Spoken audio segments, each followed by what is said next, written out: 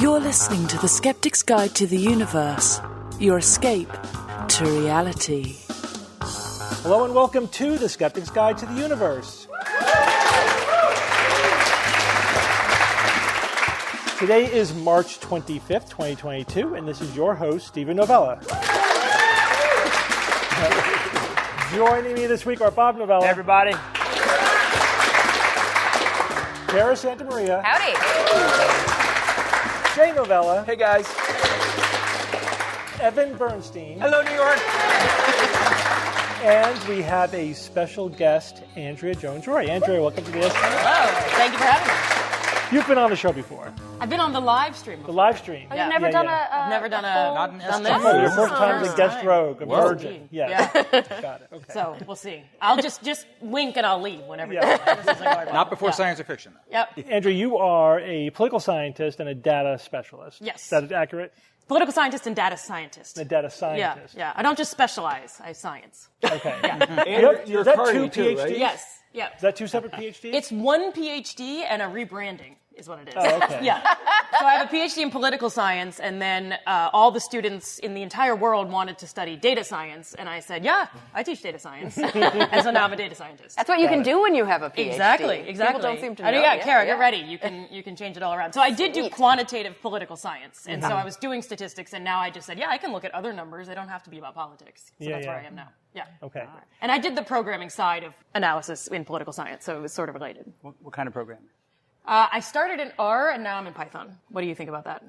I've heard of Python. I've never heard of okay. R. Is that like a pirate language? Yes. R. Yeah. Is that how it works? Yeah. Well, there's a hilarious statistics joke. I don't know. Or I'm sorry, a programming joke. Are you ready Please, for a programming please, joke? yes. Yeah. So the joke is, what is a pirate's favorite programming language? R. Stata. Damn. And we like it because it makes someone say R. And you're hilarious. So we had fun in grad school. I'm trying to say. I have an actual statistics joke if you want to hear. I'll stop. Sure. Is this why you wanted to be go on? ahead. All right. Do you know about this, the guys. three statisticians who go hunting? No. No? You know this? I think I've heard this one. Okay, so three statisticians go hunting. Don't say if you know what it is, right? They go hunting. One of the statisticians shoots at the duck and hits 10 feet in front of it. Another one statistician shoots at the duck and hits 10 feet behind it.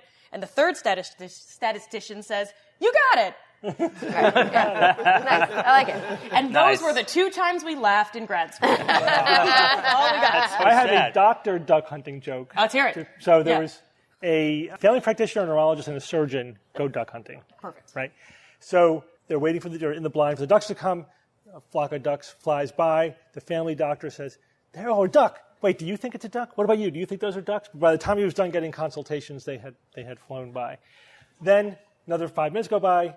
Another flock of ducks come by. And now it's the neurologist's turn to shoot. He aims his gun. He's like, "It's a duck. Wait, that could be a goose, or it could be a swallowtail." But before he figured out exactly what the species was, they were gone. Mm-hmm. Then a few minutes later, more ducks come by. Now it's the surgeon's turn. As soon as they come into view, he raises his gun, blam, blam, empties both barrels, grabs the other guy's gun, blam, blam. There's birds falling all over the place.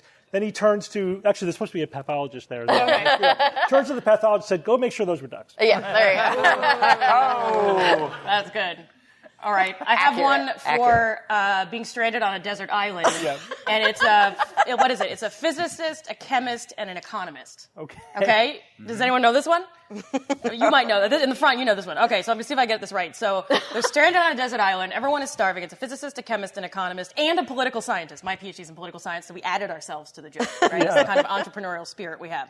They're stuck on a desert island. All there is one can of food and no can opener. So they say, "How are we going to open this?" And the physicist says, "Well, we could set up some kind of lever and then have it catapult against the thing and then crack it open and blah, blah, blah."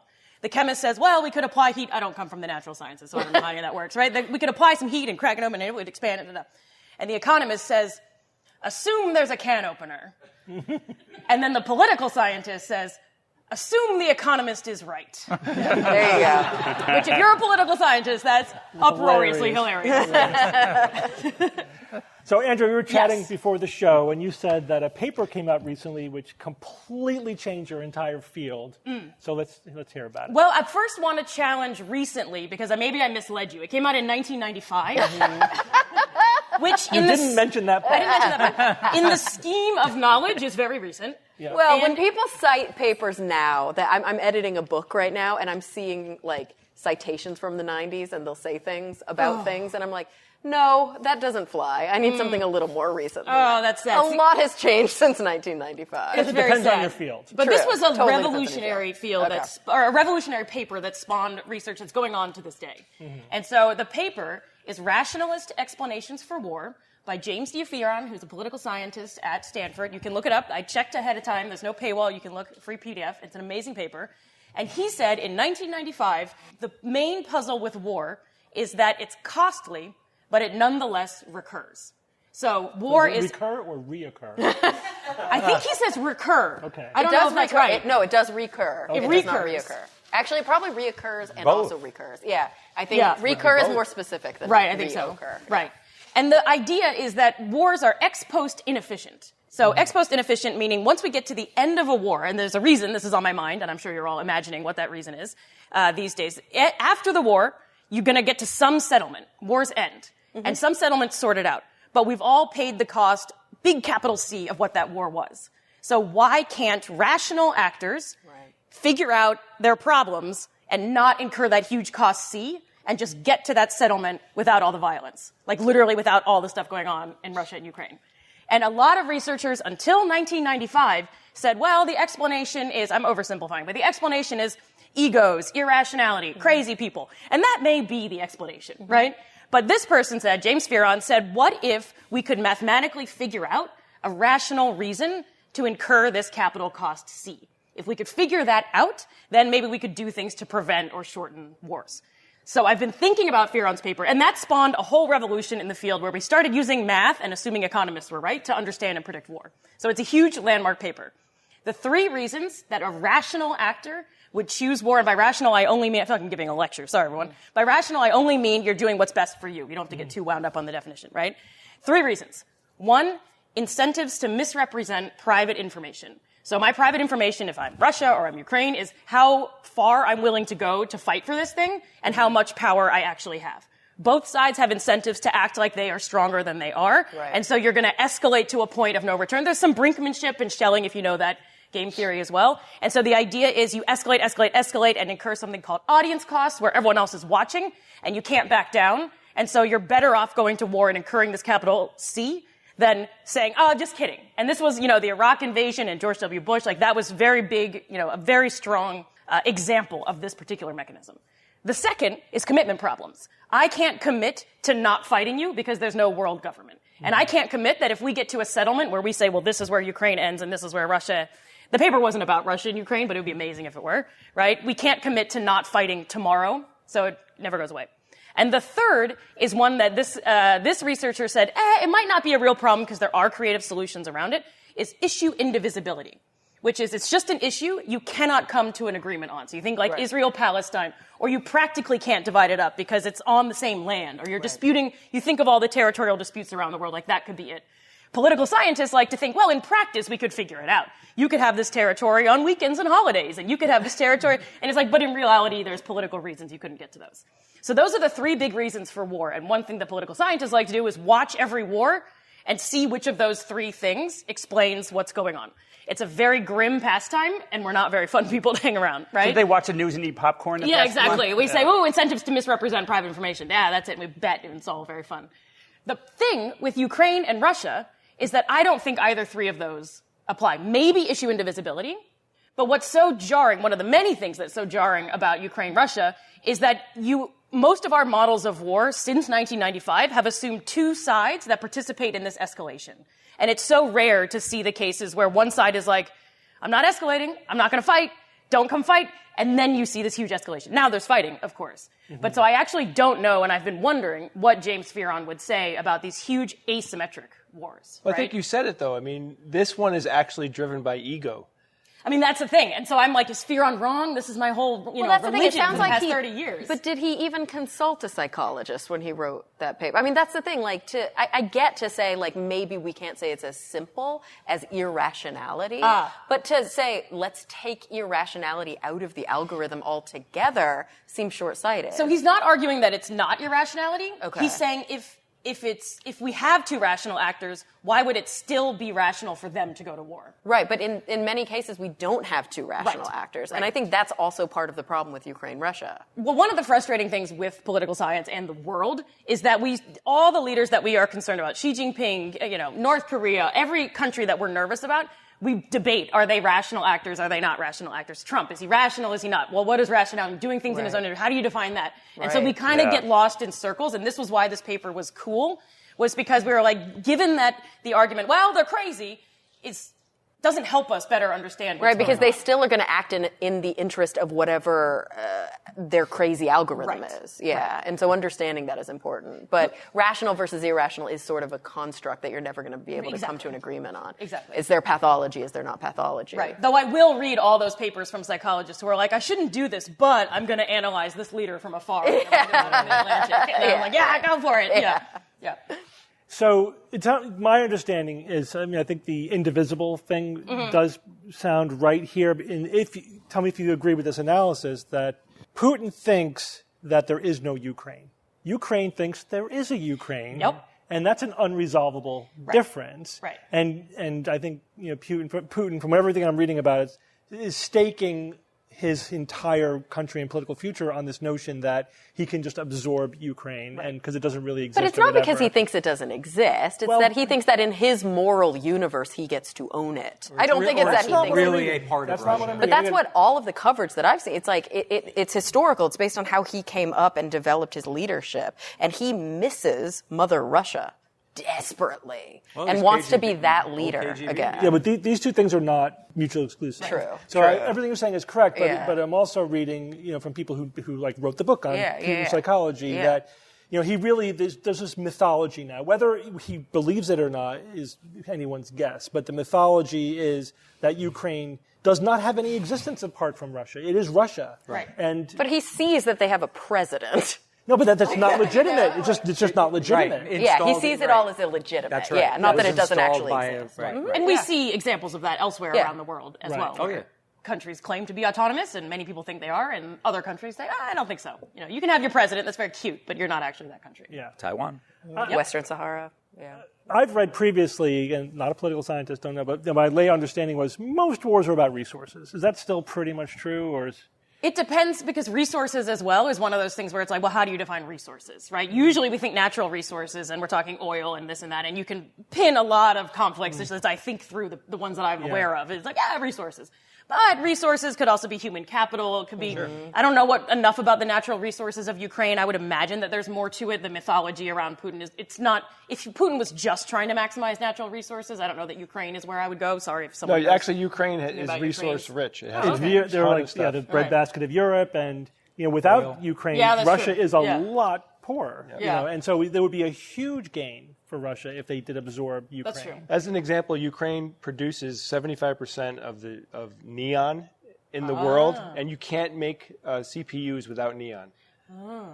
Look at us not supporting Ukraine or supporting Ukraine by running computers. Couldn't you make a distinction, though, between geopolitical conflict or like war, straight up war, geopolitical conflict, whether it be over ideology or over, these three descriptions, and the very specific situations in which there's like an imperialist attitude, right? Because that's a different situation where one group wants to take ownership of one other's land. Right. And that is what promoted war a lot historically. But I think we have to look at those wars differently than we look at conflicts between two nations where they have no intention of rewriting their boundaries or of sort of occupying or taking ownership. Like, that's a different kind of a war, I think. I'm glad you brought that up for two reasons. Okay. One is that I think you're hitting on something that political science, to my knowledge, has not studied as much as they should, which is, what are we fighting over in the first place? Right. Like, that does matter, right? We often assume in our models, like, given a fight,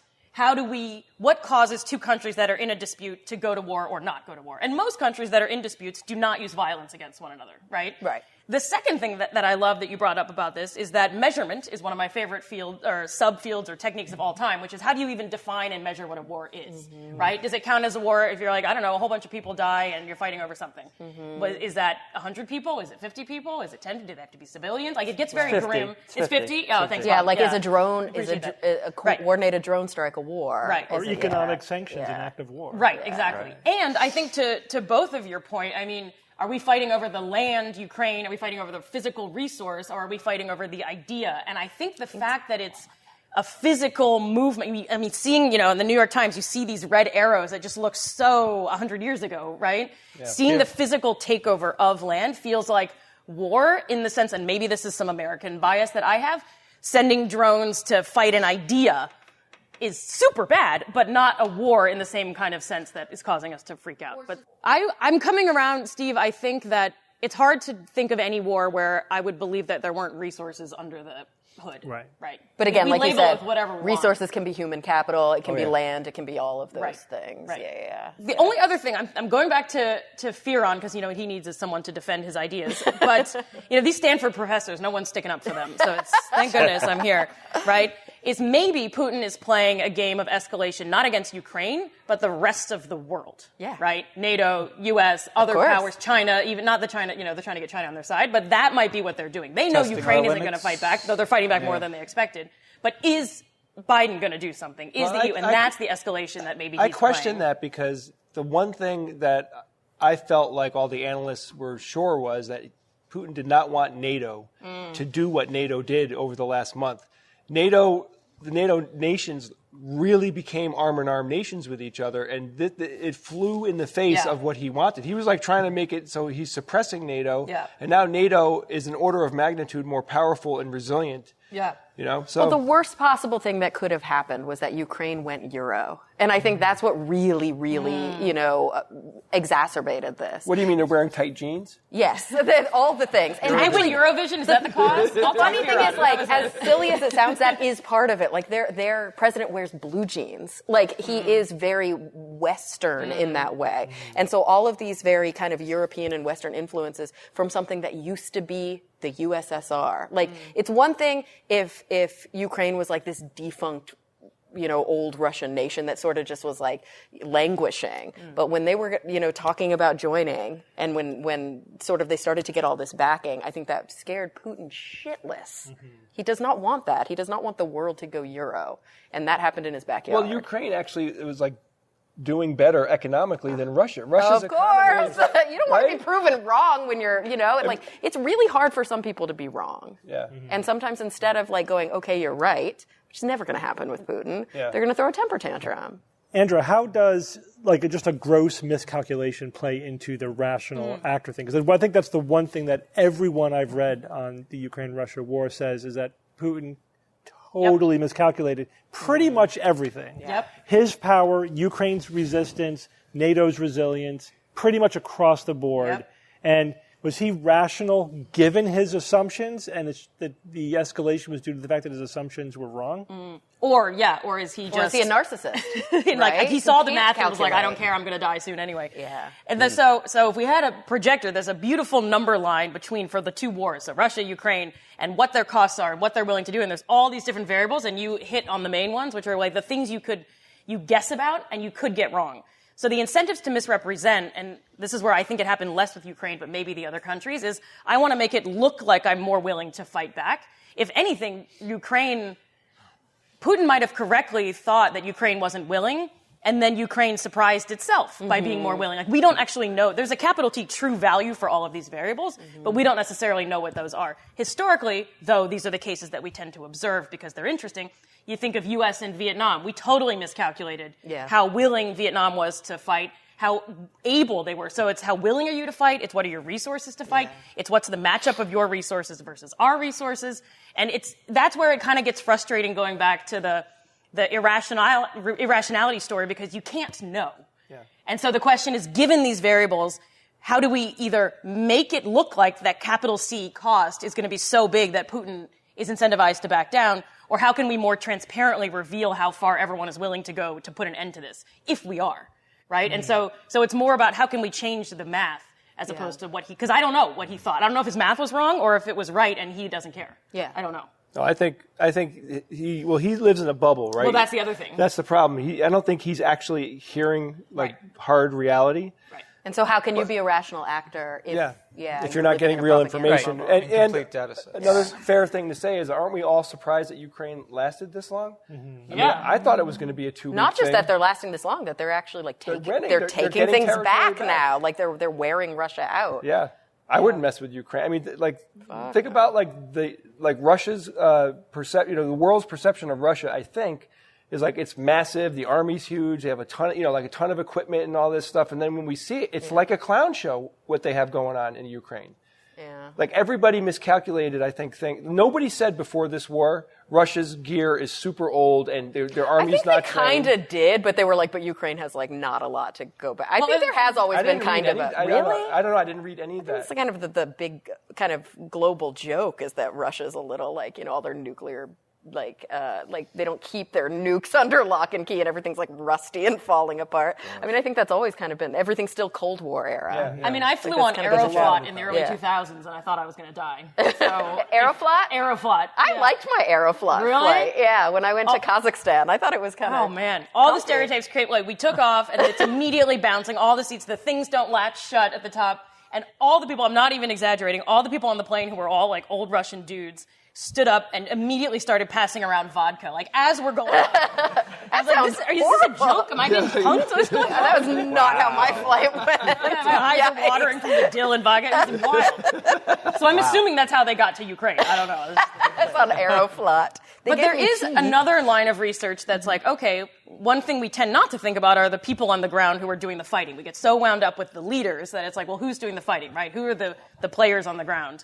And in this case, what are the Russian soldiers fighting for versus what are the Ukrainian people fighting for? Oh, yeah. And I would certainly imagine that they would fight a lot more if you're on the Ukrainian side. It's like when you're defending your home, it's you're playing two different strategy. games, It's right? absolutely. In Russia, you're doing what you're supposed to do. But again, if we're working under legitimate, valid data and assumptions, it's one thing. But if we're operating under the construct of the propaganda bubble that the Russian soldiers are fighting under, it's different. So they may be fighting for something that we fully don't understand because we haven't been living under that propaganda machine. What I would for love as long as they have. is a bit of survey research on the front lines for the Russian and Ukrainian soldiers, and then we'll know. Well, they have. I think you're right because we don't know. We don't know what they're thinking. They have prisoners of war. I mean, they could be asking those soldiers that they've captured, what to do. I'm sure they are. I'm sure we just aren't getting the intel. Yeah. I mean, are we so on the end? I don't want to be politically biased. Are we on Ukraine's side, Russia's side? What do we think? I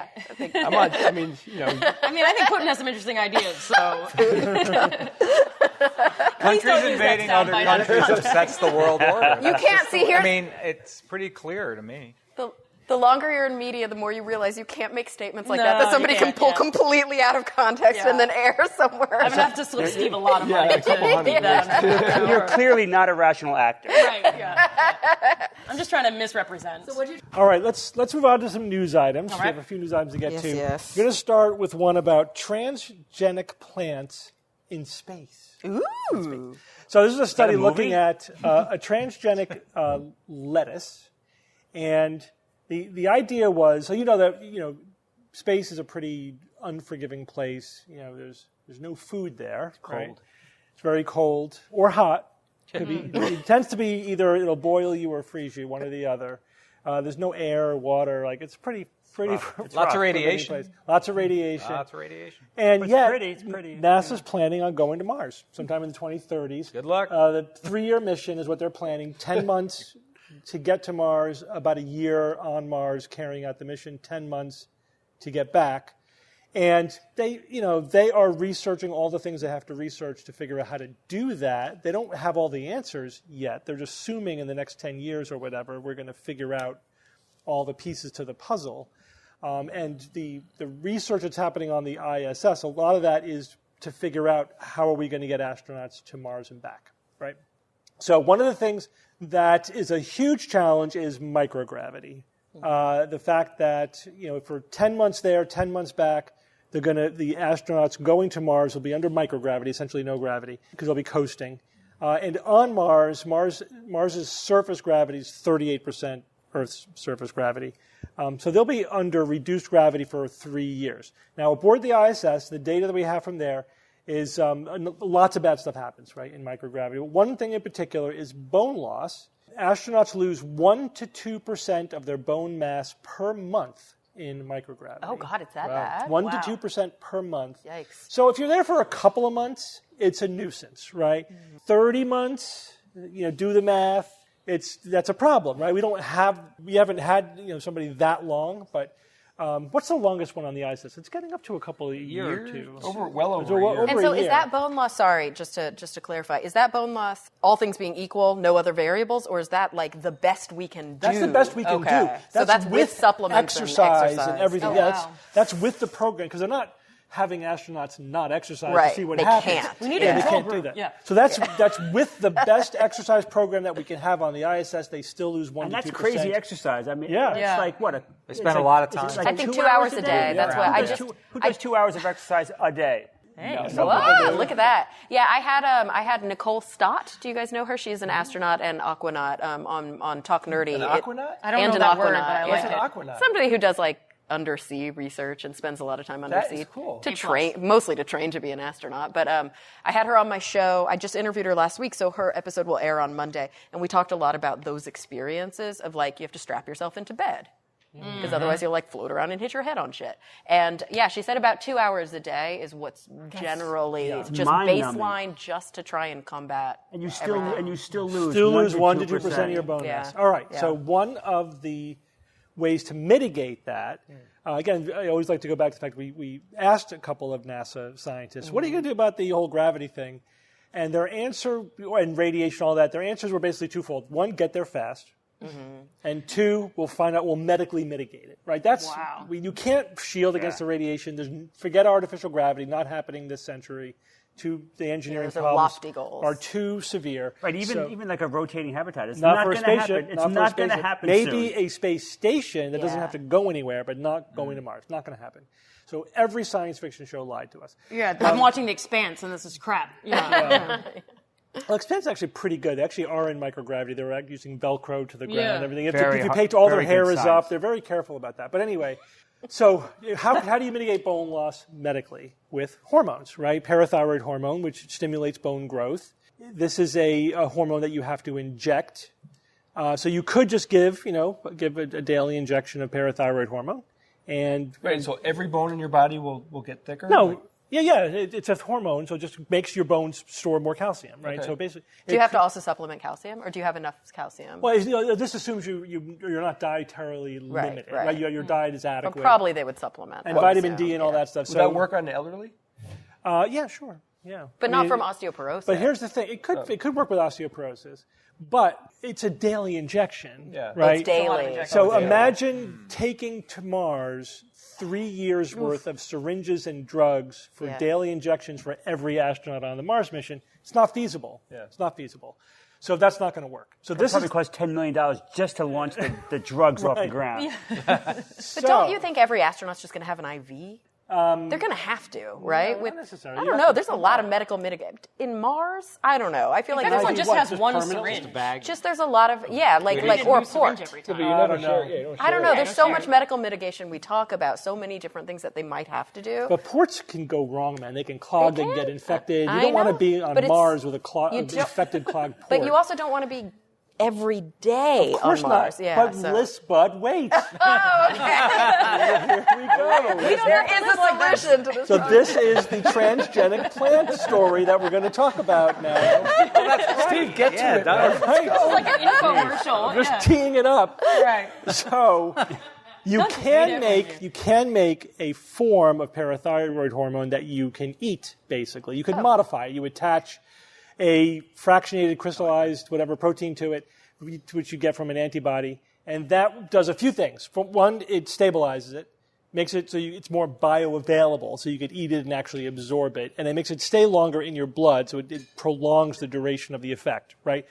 So you could have that. Now, how are you going to have, again, enough of this parathyroid hormone for everyone to have a 3-year supply? Well, you could grow it if you can insert the gene for this modified parathyroid hormone protein into a plant, let's say a lettuce plant. Yeah, but we can't insert genes willy-nilly. What are you talking about? We can. Apparently we can, right? Whoa. So this is the research they did. They made a transgenic lettuce with this inserted protein. They actually haven't gone through all of the ones that they've created yet. They've only looked at the first 10 out of 400 that they made. But it had enough of the parathyroid hormone modified in the lettuce that if you had 8 cups per day, which they admit is a big How much salad. is It's a big salad. I would be okay with that. I love salad. But every day, that would be enough to juice mitigate it. Yeah, the turn bone it into loss. a Blend juice. it. Yeah. Grease and blend Smoothies. it. See, can't they just make We it laughed at the more? vegans, but here we are. So can they make it make more? That's of course the goal, right? So obviously this is version 1.0, and we have 10 years or whatever to make better versions of it. So hopefully they'll be able to get the content up enough where it's only half that. Let's say 4 cups becomes a lot more manageable, whether it's juiced or eaten raw or whatever. So that's the goal, right? We'll deal with the bone loss by growing parathyroid hormone, and they're growing food too, which I understand you need that too if you're going spending 3 years going back and forth from Mars. This means, though, they absolutely are going to have to grow plants when they get there. If this is the plan, if this is the solution, then yes, they're going to absolutely have I think to grow they have plants. to do that anyway. Yeah. I think that's always been known that they have to do that. I would think they would choose something with a little more nutritional density than lettuce. I was wondering about lettuce. It seems like a wasted vehicle. Maybe it's to because charge. it's easy Nobody to would yield. eat it. Is that Put it in a potato. easier to grow than Put other it in something that has more options? calories. I don't know why they chose lettuce. Yeah. coconut would be nice. It wasn't in the Steve, could you It takes 2 years for the palm tree to grow, but You have to bring those cleavers A and pineapple, yeah. yeah. could you just take the 8 One cups fruit. and distill the hormone down into something that just in a shot glass? Yeah. Well, Or a Like pill wheelgrass or or something. theoretically, but again, we're trying to make it easy on the Yeah, I hear astronauts you. on Mars, not give them all this complicated stuff to do. Well, it sounds like they have 2 hours a day to walk on a treadmill. They might as well eat lettuce during Yeah. that time. That doesn't seem like a big deal. At the same time. maybe lettuce is easy to grow. Maybe that's one of the reasons. Yeah, I mean, feed bag. lettuce is easy to grow. Yeah, feed bag. You could grow it hydroponically. Hydroponically, yeah. Plus, it's They're proof of already doing concept. that It's not on the ISS. necessarily going to be lettuce. And they might put the same thing in multiple different things, so they're not just eating lettuce every day.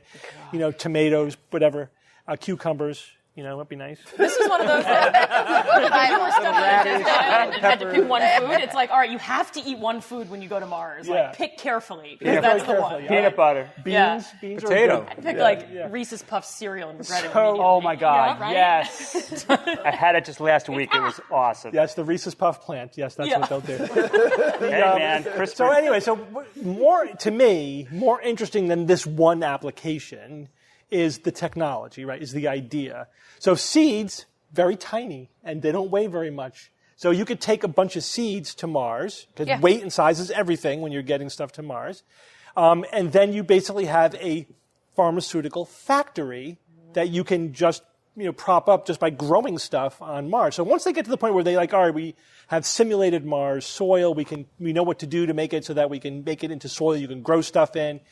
It gives you food, it gives you oxygen, very important, and it could also give you pharmaceuticals like your growth hormone or your parathyroid hormone, so you don't lose your bone mass. But think about all the other things it could create. This is just a technology that could be used to produce any protein, whatever you could produce theoretically in this way. And so there may be, again, a whole suite of transgenic or modified plants. Can they make a Xanax salad? That would be excellent. Xanax salad, theoretically. Theoretically. Prozac coffee. Bring a bunch of seeds and you have them as there might also be industrial uses, not just pharmaceutical uses, that you might be able to make stuff out of it. So growing these transgenic plants on Mars could be very, very useful for a lot of things. Again, plus you also get your food, and it would be nice to also, genetically modify them so that they can grow on Mars. Right. Also, you might want to optimize them so they can be grown hydroponically. And of course, these all can have applications on Earth. For example, there are countries on Earth where people don't have good nutrition, they don't have adequate medical care, and they can't get these daily injections of parathyroid hormone. Of course, that's a separate problem that we should be fixing. But in the meantime, mitigating that by saying, well, here, you can just grow these plants, and that will be better than nothing, it could be a partial solution to that. So there could be a lot of runoff from this technology that has earthly applications. But I definitely think that genetically modified plants are going to be playing a huge role in any future space colonies. One thing that sticks in my head when I hear this is, how much space are they going to have to grow plants indoors? I mean, imagine if they had a space as big as this room, which is huge on Mars, right? Yeah. How much food can you grow in a room this size? Vertical farming is how you have to do it. Yeah, Plus, it's all hydroponic, so it's like rows and rows and rows. You can grow acres worth of food in like no How many space. people are going? It's not. I don't think hundreds of people are going. It'll be a dozen or maybe Yeah, it's something like like that. the 6 of us, and who else? Can they use, is the sun intensity there different enough? The sun intensity on Mars is 50% Earth, 50%. They probably use grow lights. But you can use anyway. grow 25, lights. it's like Grow lights are more efficient anyway. Yeah. So that's why people, Jay, have been experimenting with the self-contained, places to see like, well, can they grow their food in the there? biodome? The biodomes, yeah. So the ones that they've run far have been able to grow 70 or 80% of the food that they need. So they haven't made them yet intensive enough that it was 100%. Yeah. But it creates more than enough oxygen. Actually, I read an interesting paper that said if you grew enough food to feed everyone there, you would actually overproduce oxygen. And that would be a hazard unless you vent it. You could capture it. Right, because it would blow up. Or turn it into fuel. Yeah, it would turn into fuel. So that would have to be built in. So you actually overproduce oxygen, then siphon off the excess for fuel, right? That's a great fuel. I mean, they have that Moxie machine that's converting the atmosphere into oxygen for fuel. When you grow in a closed system, a fully sealed closed system, like they're doing with some of these shipping container systems, you have no loss of water. Yeah, the water use. Yeah. Hydroponics because it doesn't evaporate. It evaporates, condenses, it's always the same water being filtered. contained. Yeah, it's 100%. So that's really, really beneficial too. I want to move into one of those now. Yeah. Well, everyone, we're going to take a quick break from our show to talk about a new sponsor that we have this week, BetterHelp. Hey guys, if you feel that you need therapy or you've had therapy with a live person, you should be aware that online therapy is a valid option. BetterHelp is customized online therapy that offers video, phone, and even live chat sessions with your therapist, so you don't have to see anyone on camera if you don't want to. It can be much more affordable than in-person therapy. Yeah, like I've said on the show before, I've been going to therapy on and off my entire adult life, and it's helped me over and over again. I can't speak more highly of it. I've done both in-person therapy and I've done, virtual therapy. I actually had a session on my phone one time, and I got to tell you, it was equally effective for me. It felt like I was in the room with my therapist. So don't be shy here, guys. If you think you need therapy, then you should really consider giving this a try. And you should know that the Skeptics Guide to the Universe listeners get 10% off their first month at BetterHelp.com/SGU. That's BetterHelp.com/SGU. All right, guys, let's get back to the show. Jay, this is old news, but it's good to see it being applied to something that we talk about a lot. Homeopathy. Tell us about this homeopathy research and why homeopathy. One more reason why we know homeopathy is totally bogus. So we've talked about reporting bias before on the show. Reporting bias is also known as the file drawer effect, which Steve likes to remind me. Like you just throw it in there and you close the drawer. Yeah. So researchers in general, they analyze scientific studies and how the studies were conducted, to help them determine which ways actually work, right? So some ways of studying, or like let's say the scientific method, they want to improve the process of the scientific method. Some ways that they go about doing that actually produce usable data and important data, and some ways that they do it produce data that's untrustworthy and not good. And this is called metascience, or the science of science, right? They're studying how to perform science. So a group of Austrian researchers have applied metascience to the study of homeopathy. And you might ask yourself, who gives a shit? Why would they do this to homeopathy, right? Well, the fact that it's Austria is significant. Yeah. Right? Homeopathy was invented in Austria. It's huge there. It's huge. I was in Vienna once, and there were homeopathy shops on every corner. Yeah. It's just taken for granted that it's real. Wow. But it's also a good topic for them to apply what they're doing here. So let me get into what they're actually doing. So they first set out to understand why a not insignificant number of clinical trials on homeopathy produced positive results. And this makes sense, right? So we know homeopathy has zero basis in science, so you would figure that most of the studies wouldn't have positive results, but that's not the case. So why do some studies show positive results? Bad studies. What's that? They're bad studies. Exactly. But there's more to this, Or which just is chance. interesting. Or chance, yeah. Right, it does it right. It Not annoys. very robust 5% of the time, statistical yeah. analysis. Or maybe we're wrong. So That reminds me, I'm going to take my homeopathy. homeopathy salad. Homeopathy salad. Another important element to this is that was found by the research is that the trials that showed homeopathy did not work were less likely to get published. Think about that. That's a bias right there. So researchers, of course, have come up with a plethora of ways to test potential treatments. But as time passed, researchers discovered that most methodologies had problems. And this is why it became obvious that the double-blind randomized clinical trial, like I said before, ended up being the most reliable method. And we're still improving it, by the way. There's so many variables when we do a double-blind test. So many ways that bias can creep in. It's ridiculous. I've heard Steve talk about this ad nauseum, and it really is like unbelievable how hard it is to design a study that's effective, that produces worthwhile data. It's so easy to just completely waste millions of dollars in time. So that's why they study this stuff. So the other methods allow biases to sneak in, right? These are the former methods that I'm talking about that we've moved away from. And those biases can actually change the results. Now, still, double-blind trials can have faults and let bias affect the results. For example, if a study showed that a treatment works for some reason, there is a bias to publish these because the scientists are like, hey, it works. This is great. Our research is working. This is awesome. Well, and on the flip side of that, if you don't get positive, I'd say the bias almost is in the other direction. Everybody's trying to publish all the time. So the bias is that if you don't get what you're looking for, very often you never even submit it for publication. Exactly. So that's the other side of that same exact coin is that there is an impetus there for them to not publish the negative one. So of course this skews the ratio between good research and bad research. It skews the ratio between, as an example, how many studies show homeopathy works when all of these other ones that show it doesn't work are the result of the file drawer effect, where they just say, screw it, we're not going to finish the study, or hey, we ran out of money, whatever their excuse is. They leave the study alone. So this leaves those who read scientific studies questioning if they're reading positive studies simply because they're positive, or they're questioning, all right, I've read a bunch of these positive studies, but scientists are smart enough to know maybe there's a whole bunch of studies that I'm not reading that simply weren't published because they weren't done well and they're showing a negative effect. And as a good example of that, like COVID-19 is riddled with this, like tons of bad studies. Ivermectin as an example. You're reading these positive studies. Well, for every one positive study, there could be dozens of negative studies that you're not reading about. So about 10 years ago, the U.S. government and researchers decided that they would do something which I consider to be obvious but pretty intelligent. They said, let's pre-register clinical trials. Right? Pretty cool. Yeah. It seems so obvious once you hear it. This means that they would make public the design of the trial, so the scientists have to outline the whole thing, what they're going to do, exactly how they're going to do it.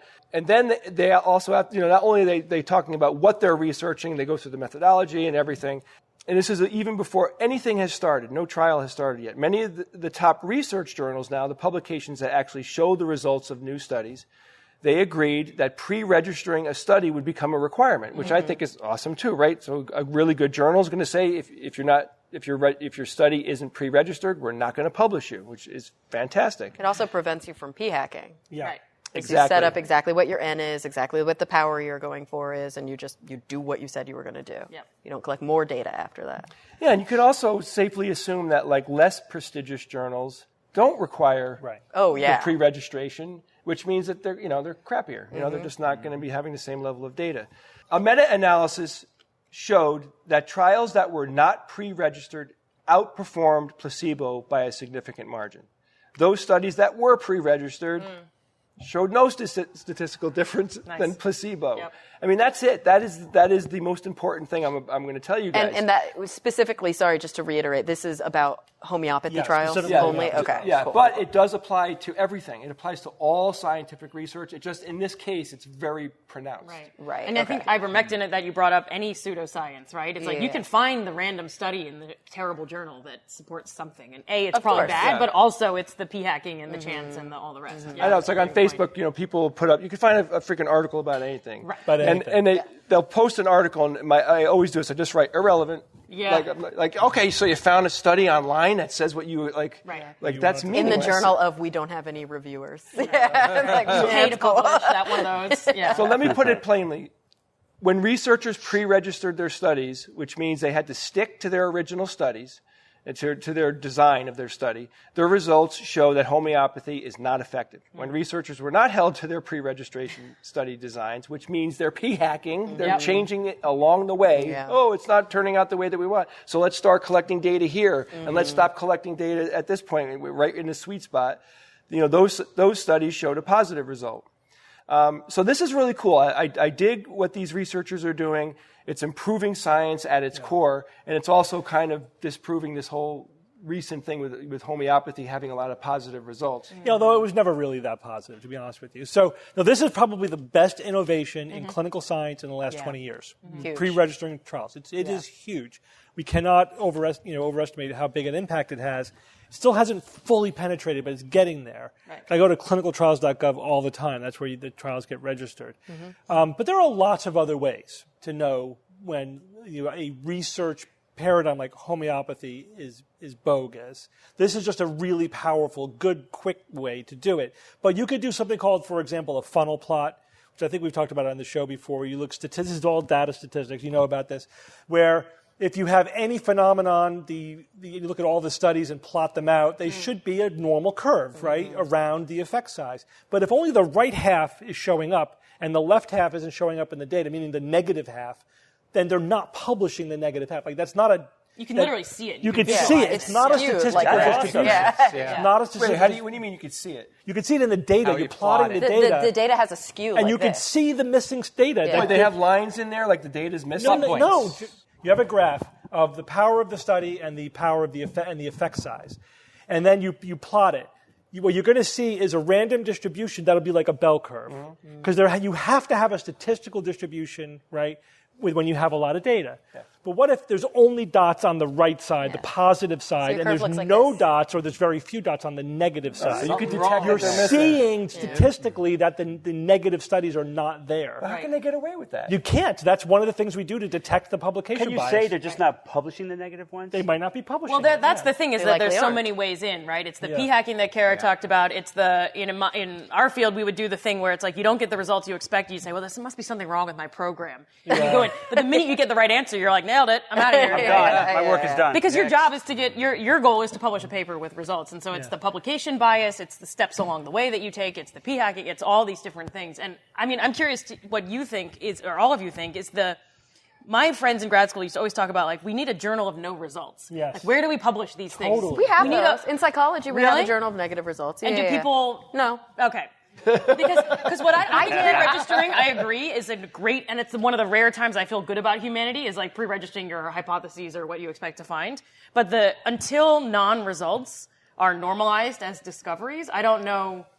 We're still only going to see the results that are positive, and it's an improvement, right? There's something here that just seems so obvious. Like, if the study doesn't work, or if it shows negative results, isn't that data? It is data. Yeah, but right, you have to think what's the business model of the journal. Right. If the business model is impact factor, then you say, well, who's going to cite the study? Positive studies get cited more than negative studies. That's citation bias.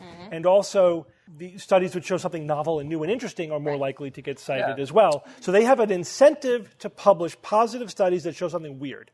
And those are the most likely studies to be wrong and later retracted. Right. Now, if you are an open journal that gets paid to publish stuff, your incentive is to publish a lot of crap. So that's where everything else goes, right? So no matter what end of the spectrum you're at, you have a perverse incentive to distort the published data. Yeah. So how do we fix that? That's where the pre-registration comes in. And how, in your opinion, how much has it helped? A tremendous amount. But it's helped a tremendous amount with drug trials. Right. And I think that's the thing we have to reiterate. A double-blind randomized controlled trial is the gold standard for drugs. Yeah. It's the gold standard for very specific types of interventions. It doesn't work for everything. I can't do a randomized controlled trial on the type of therapy that I do. It's impossible. There are some things you can't control, you can't blind, whatever. So we do have to remember that. That's why homeopathy is such a ridiculous pseudoscience, because it's so easy to study. Right. Yeah. So there's other things you could do too, like with homeopathy. There are other ways to look at the data to say, there's something not right here. So one way is to say, does the effect size hold up when you replicate it, right? So homeopathy strangely doesn't replicate. So there's a lot of positive studies, but you can never get one effect that consistently replicates. Yeah. Why is that? Because they p-hack their way to a positive result. Someone tries to replicate it, it fails, and they don't publish it. Or they do publish it. Sometimes we do see those negative studies. Right. You have to go digging for them. So the data is there for a lot of things. And you can ask for any single indication, is there an arc of research that shows a consistent effect that replicates over time and survives even the more rigorous data? And the answer is no, not for a single thing. And that pattern in the research tells you it's nothing there. So that's the bigger umbrella, I think, is looking at patterns in the research, not just individual studies. And this is one pattern. Yeah. Pre-registered studies don't show a positive effect. Only non-pre-registered studies do. That's a glowing neon flashing light. This is bullshit, right? That's what that means. And good meta-analyses are exactly what he's talking about. Because a meta-analysis, by its very name, meta-analysis, is a study of studies. Mm-hmm. They've taken all the studies in the literature, looked at their quality, compared them to one another, done some statistical analyses on them, and said the entire body of literature with these parameters is showing us X. Yeah.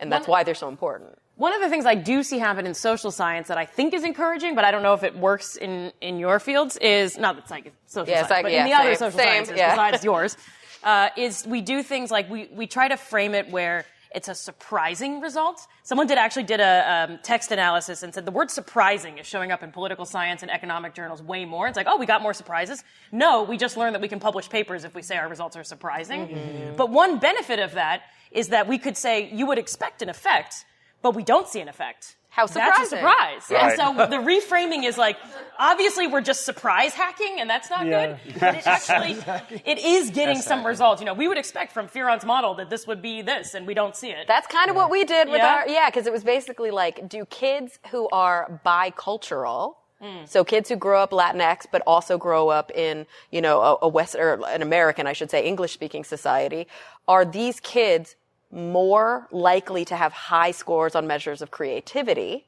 than kids that are unicultural, either, American only or Latinx only. Right. And nope. It doesn't seem to be the case. We thought that there would be, though. Yeah. The other benefit of publishing that is, if nothing else, you're going to save some other researchers some time. Yeah. Because think of all the studies we've redone. Because no one bothered to say, oh, I did that, there's nothing there. Yeah, right. That would be a service. That doesn't stop the homeopaths. Yeah. But you're right, a really robust intro section, like of somebody's dissertation or something, really should dive into, according to so-and-so, this was, they were barking up the wrong tree. Right. So that's why I decided to go this way. Some systematic reviews, their protocol requires you to call up researchers and labs and say, do you have any unpublished studies or data? Wow. And look in the file drawers. Cool. Yeah, and in order for it to be a thorough systematic review, that's hard to do. That's a really lot of work, but that's the bar for some of if you want to do a thorough review, this is what you need to do to try to control for that. But the pre-registration is basically handling that. Right. But it's interesting. I like the surprise hacking. Which we see everywhere, except for the French journals, because they hack surprise. Other than that, it's the same thing. Yeah, que bon, surprise. Yeah. All right, Bob, I know you're itching to talk about this. Bob, look, this better be good, man. Tell us about... He told me he doesn't want to go, actually. Anti-universe. Kara. Yes? Gird your loins for this one. Girded. All right. It's a new theory out there, postulating the existence of a mirror universe made of antimatter going backwards in time. Where everyone has a goatee? Yeah. Of course. The mirror, it's not necessarily evil, but I'm just... All right. So has anybody heard about this? So it's in the journal Annals of Physics.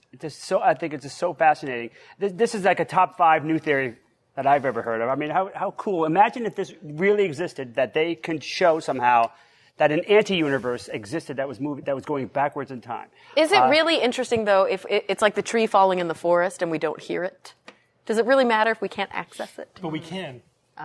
Just watch Benjamin Button. Sort of. Wait, sort of in a quantum. You're not going to be traveling there. Let me So say far, that. I'm not impressed. I need lettuce. Okay. I'm not going without lettuce. All right, so this theory has to do with symmetry in nature, symmetry in the universe, symmetry in physics. It's critically based on symmetry. Now, we see symmetry every day. Humans are symmetrical. We're bilaterally symmetrical. We really appreciate things that are symmetrical. We think they're beautiful. Look at any study about what's beautiful, and symmetry plays a very important role in that.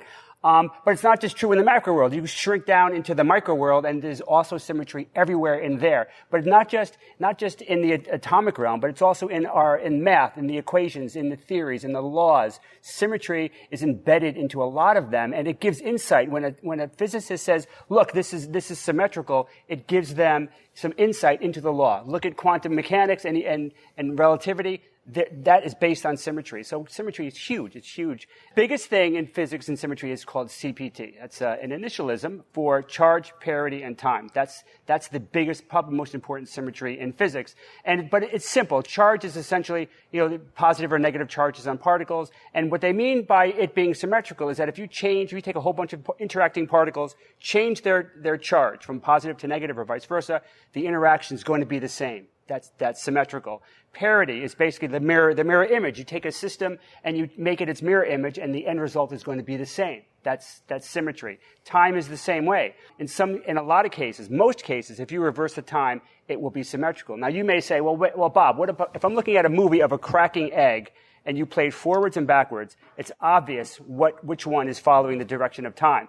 That is true, but if you could zoom in on that cracking egg and look at the molecular and atomic interactions, and you showed it to a physicist, forward and backward, he could not tell you which one was forward or backward in time. So it's symmetrical in time as well. Now, there are certain cases where they're not symmetrical, where charge is not symmetrical, or parity or time is not symmetrical. That's rare, it happens, but if you look at charge, parity, and time together in one system and reverse it, it will always be symmetrical. It will never fail, and it's never been observed. So this is where this theory started from.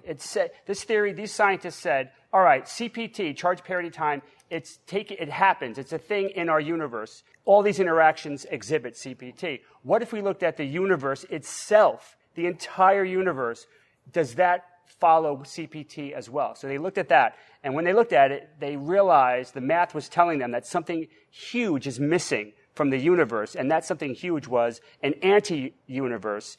So pointing to a universe traveling back in time that's a mirror universe made of antimatter. That's what they found. They found this amazing possibility. Of course, it's still maybe not even a theory. It's still an hypothesis at this point.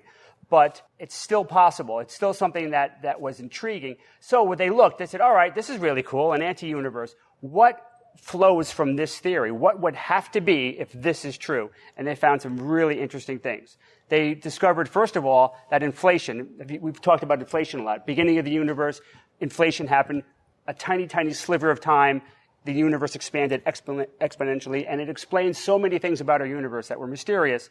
So inflation is a thing that most scientists believe. It's really huge. But this theory is saying that, well, if this theory is correct with the anti-universe, inflation might not exist. And to me, this might be the weakest part of this theory, because we have some good observational evidence why inflation makes sense, but it's kind of shaky. It's on shaky ground, I would say, because think about it. The Big Bang happens, and then you wait a little while, and then bam, we got inflation, and then inflation stops. Why did that happen? It's kind of like... Kind of seems like a fudge. Seems like a fudge, a clue, potentially. And when you say that the observations support it, it's only that the inflationary model explains things that we see in the universe. It has utility, which is a good sign of a very good sign. But if theory. this makes it unnecessary, right, then which is even worse than being wrong in science, right? Mm-hmm. Being completely unnecessary, then it goes away. Yeah. So you might ask, well, what else did this theory predict? Else, Bob? Okay, thank you, Jay. This is the real interesting part of this, I think. This theory predicted something about neutrinos. Now, we've talked about neutrinos as well. These are ghostly particles, no charge. Count a second. 1 second. Okay, about 100 billion neutrinos just flew right through your body right now. They're created from nuclear processes like in the sun.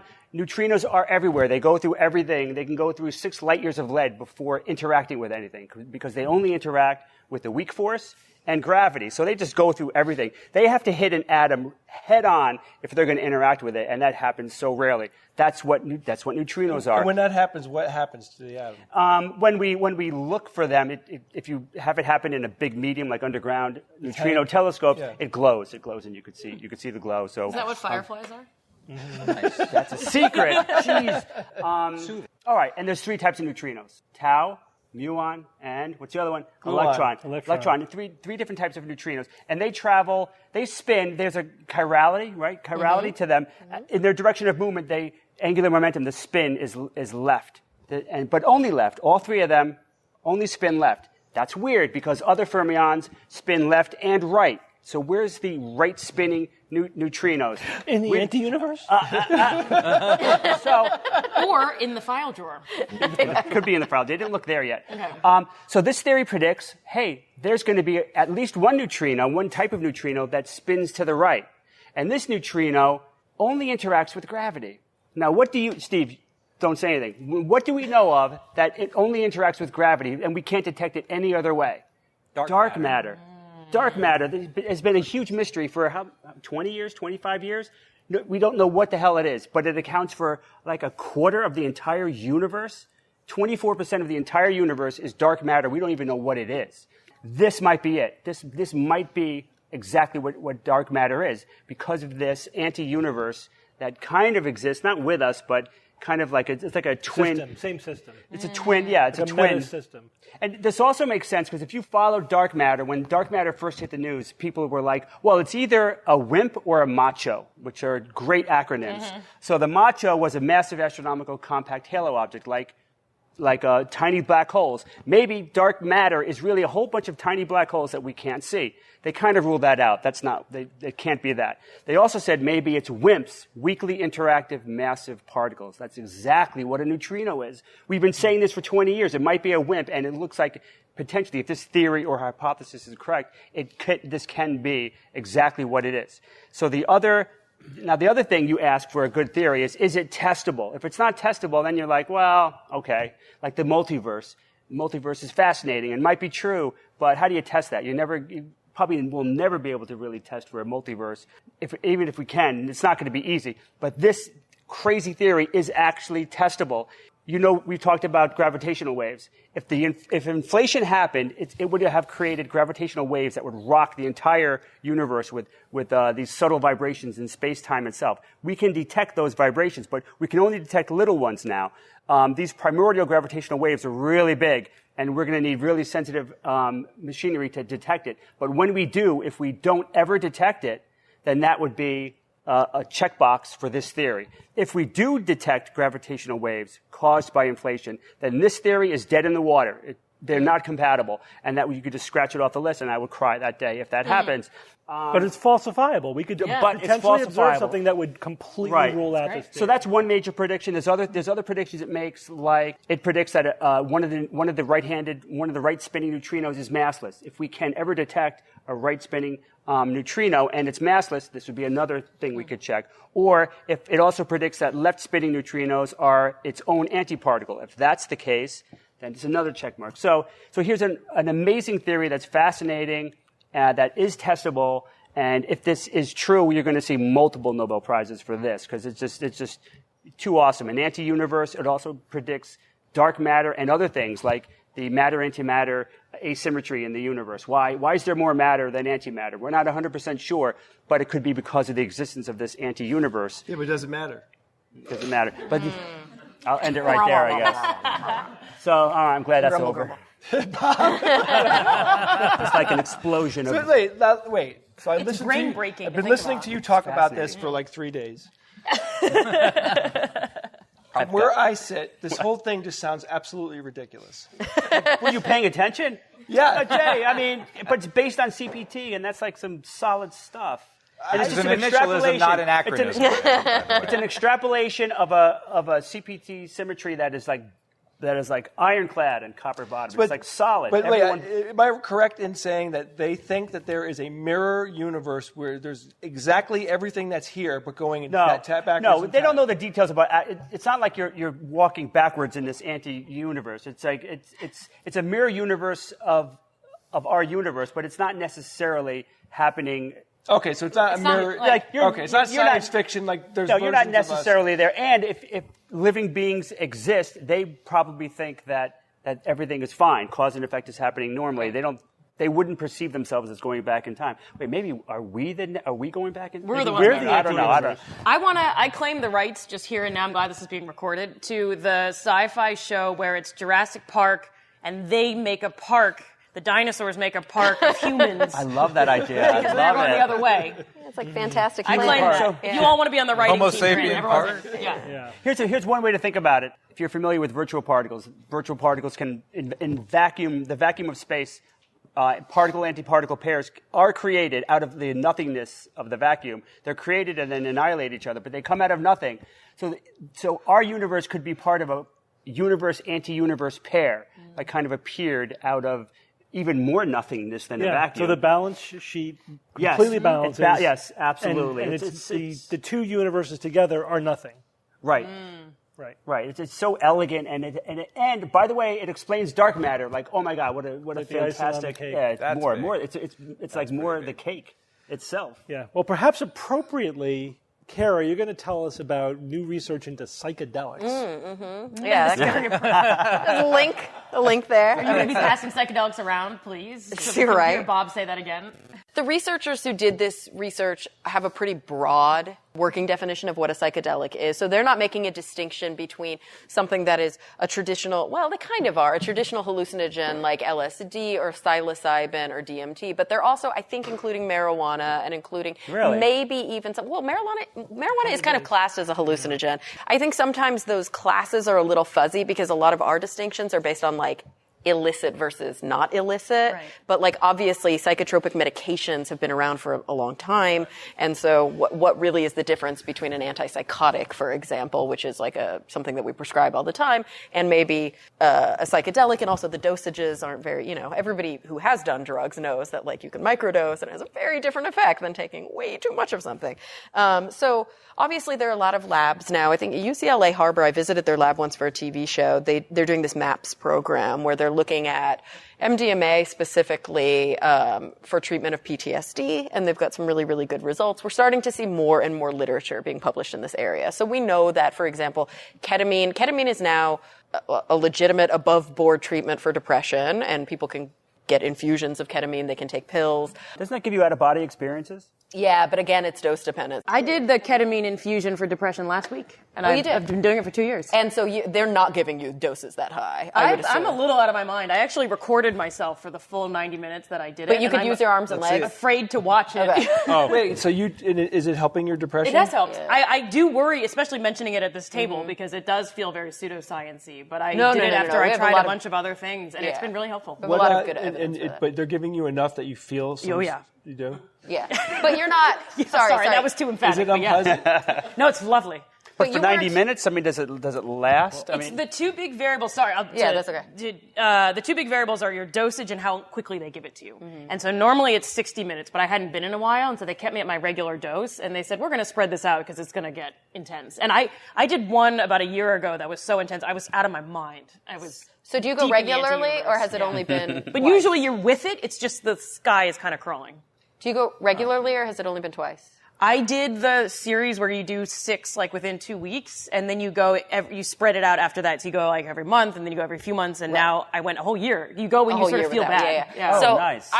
I definitely had a patient who did ketamine infusions as clinical trials, and then later when she was given a script for pills, she did not feel any effect, and so there was a concern that she may have developed a resistance to the ketamine.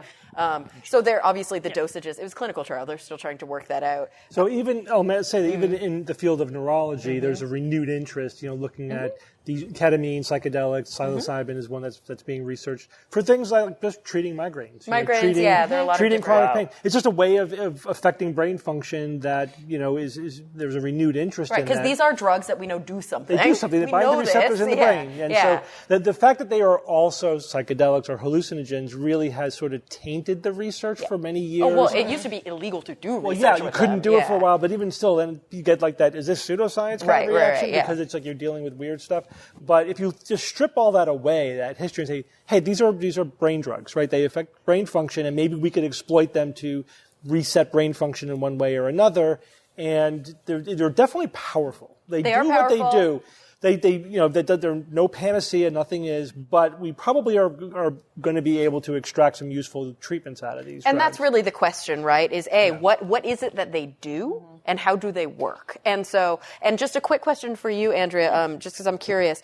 Like you mentioned that you tripped, but you weren't anesthetized, right? Could you move your arms and legs? Yes. Yeah. So like the only time I've ever thought you could.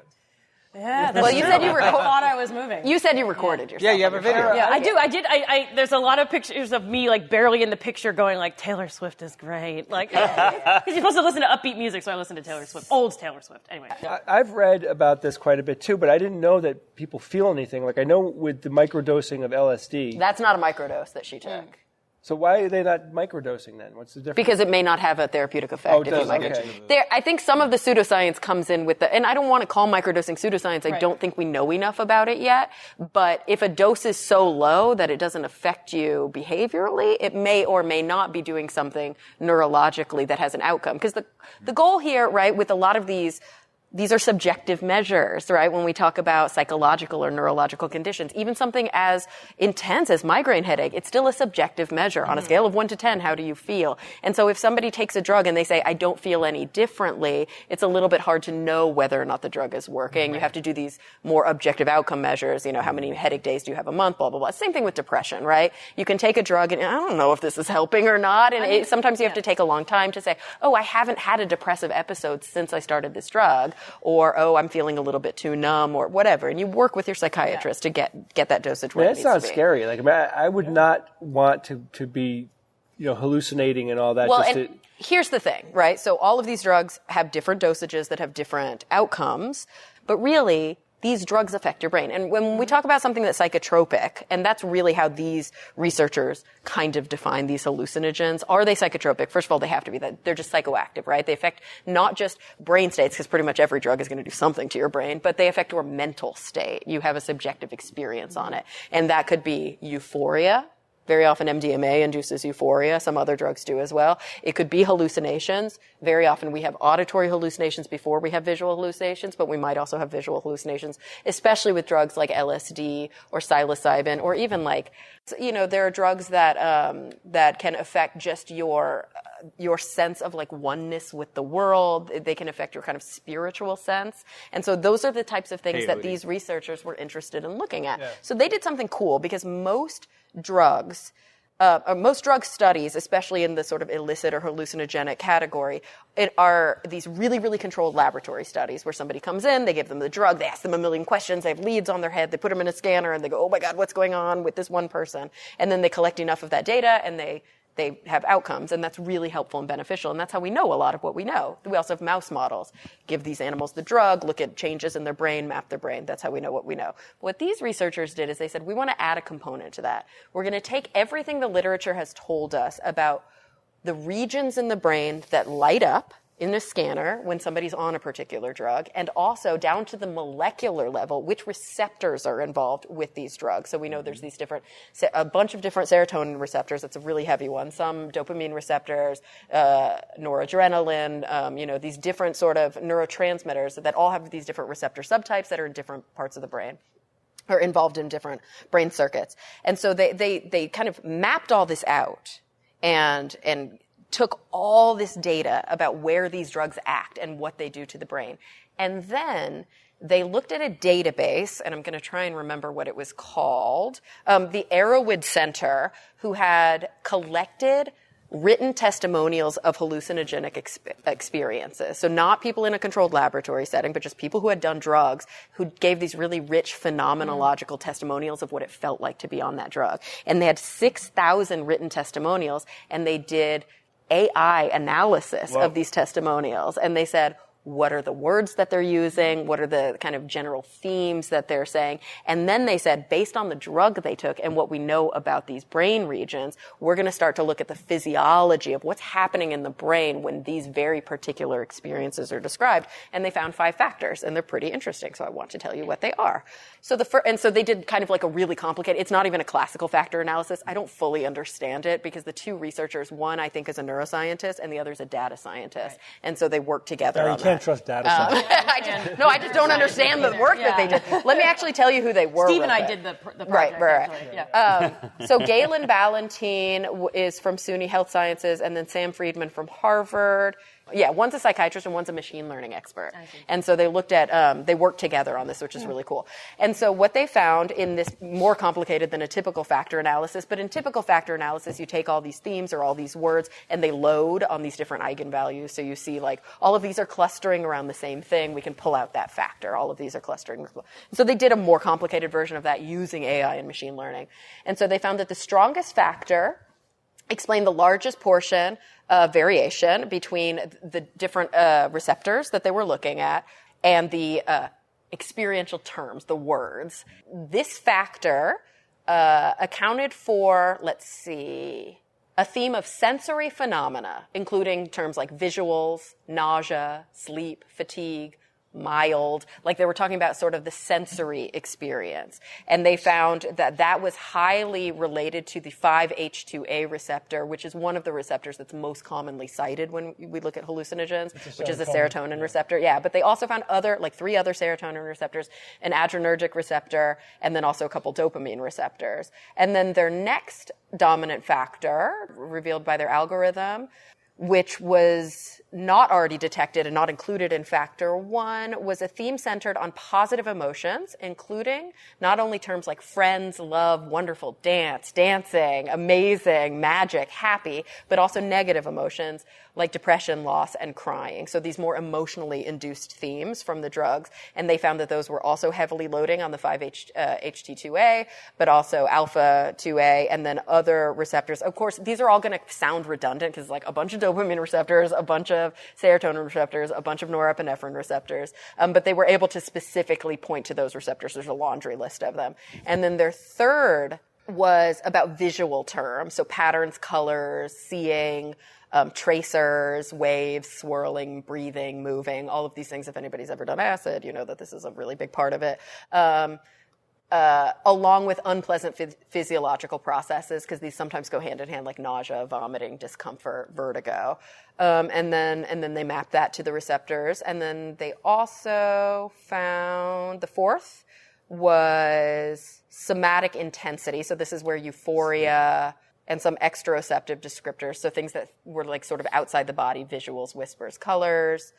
And then the fifth, I think, they did 5 factors here, was levels of discomfort and then opposite somatic levels. So they were able to sort of figure out, using really complicated statistical modeling, well, not modeling, but statistical analysis of these visual or these verbal descriptions of people's drug experiences, sort of what was maybe responsible in the brain for that particular experience, which they hope will actually help researchers be able to start to tease out what do we want in a treatment, right? What do we want in a targeted treatment for PTSD versus a treatment for anxiety versus a treatment for depression versus a treatment for headache? And what do we not want? Because I think many people, think about cancer. This is a great example. And of course, I have this bias because I work with cancer patients all the time. The great thing about cancer treatments is that they work by stopping particular cells from dividing, but they can also stop, angiogenesis. They can stop different hallmark features of cancer. But in doing so, very often,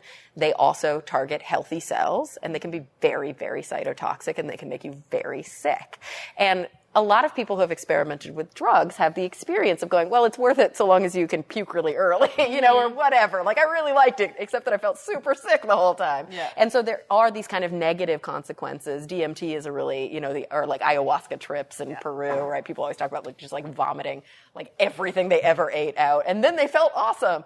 And so being able to target exactly what parts of the brain are responsible, what's going on there, I think is important. And it's cool as you dig more into their outcome measures, because you do see some other experiences that are described, like a feeling of oneness with the universe, or a dissolution of sort of the body boundaries, which is a common experience in euphoria. And it's really, I think, one of the most meaningful experiences for PTSD treatment, is sort of feeling less separate and feeling now one with humanity, which can really, really improve outcomes, and depression, I think, as well. I do feel that. That's a good description of what it feels like. Yeah. It's almost the opposite of the sort of, so like I come from the existential psychology kind of world, and one of the things we often talk about is depersonalization.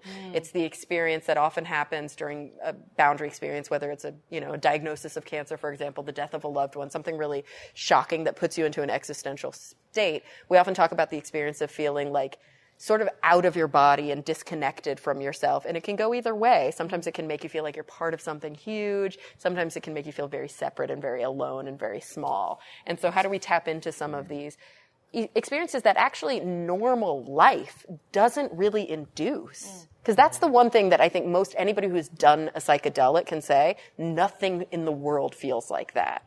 And it's very lasting. It's perspective shifting, or perspective and perception shifting. Many people are different after they've done hallucinogens than they were before. It's interesting that they looked entirely at receptors, but it makes sense because that's how drugs work. Yeah. Right? So if your question is, what are these drugs doing, then looking at receptors is helpful. But we have to understand the inherent limitation of that approach, because that's not how the brain works. No, the brain of course doesn't not. work like when you activate this receptor, you have this effect. That's not how it works. Well, they also looked at, that's why the AI stuff, they didn't just look at receptors, but they looked at receptors in networks, and then they lit up whole networks. Yeah, you have to look at the networking, because first of all, the brain uses the same receptor in different networks in different parts of the brain, and there are different subtypes of the receptor with different affinities. Yeah. And so it gets really, really messy and complicated, which is why you're never going to fully get the side effects out of drugs, because the brain is not that specific. No. You're never going to be able to disentangle the different networks using the same types of receptors. Yeah, it's going to bind where it fits. It's going to bind where it binds. And then you're going to have these out. But they did make, so based on what you were saying, for example, Steve,